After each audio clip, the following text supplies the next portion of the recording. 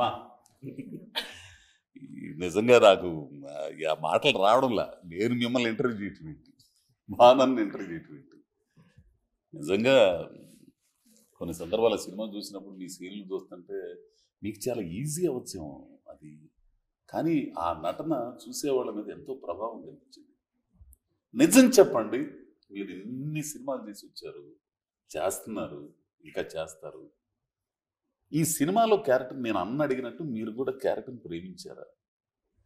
యాక్చువల్గా డైరెక్టర్ శివ గారు ఫోన్ చేసి క్యారెక్టర్ గురించి నాకు నరేట్ చేశారు. చేస్తే ఎన్ని రోజులు వస్తుందని నేను అడిగాను ఫస్ట్. మ్యాక్సిమం ఒక 12 days వస్తుంది మేడం అన్నారు.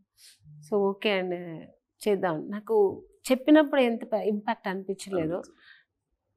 తో మళ్ళీ మీతో కలిసి మళ్ళీ ఆర్టిస్ట్ అందరూ కలిసి 2 అమ్మాయిలు చేస్తున్నప్పుడు చాలా ఫీల్ అయ్యి చేశాను. చాలా చూశారు మీ ఇద్దరు అమ్మాయిలు మీరు కలిసి ఉండడం అనేది మీ కూతురులాగా ఫీల్ అయిపోయింది. సో చేస్తున్నప్పుడు చాలా ఫీల్ అయ్యి చాలా బాగా అనిపించింది.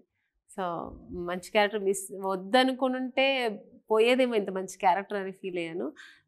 బాగుంది సార్. ఆ ఒక్క మాట జరుగుతుంది.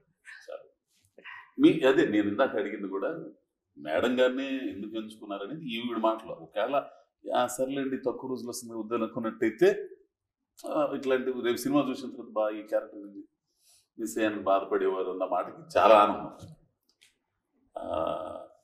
ఇట్లాంటి మూర్తులు మీ జీవితంలో ఎప్పుడన్నా మీకు తెలిసే తారసపడ్డారండి?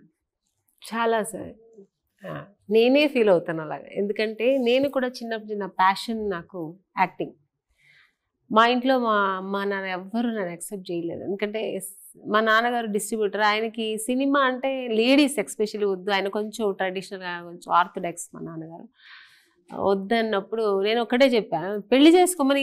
చదువు ఇంట్రెస్ట్ అయితే పెళ్లి చేసుకున్నాను. లేదు నేను చేస్తే ఆర్టిస్ట్గానే చేయాలి.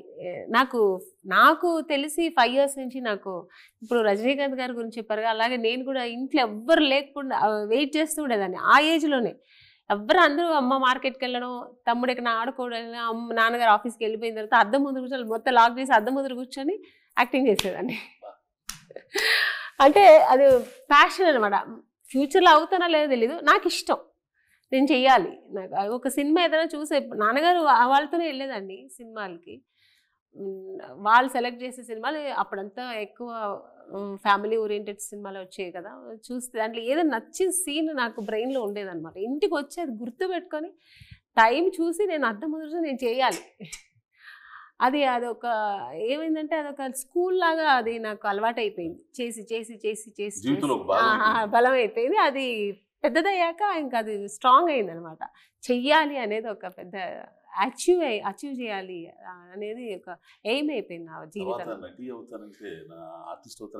నాన్నగారు అస్సలు ఒప్పుకోలేదు, వద్దు. ఎందుకంటే నాన్నగారు మైండ్ సెట్ కాదు నాన్నగారికి. ఒక్కటి చదువు, ఫైనలీ పెళ్ళి అంతే. ఎందుకంటే వాళ్ళ ఇళ్ళలో అందరూ అలాగే ఉన్నారు.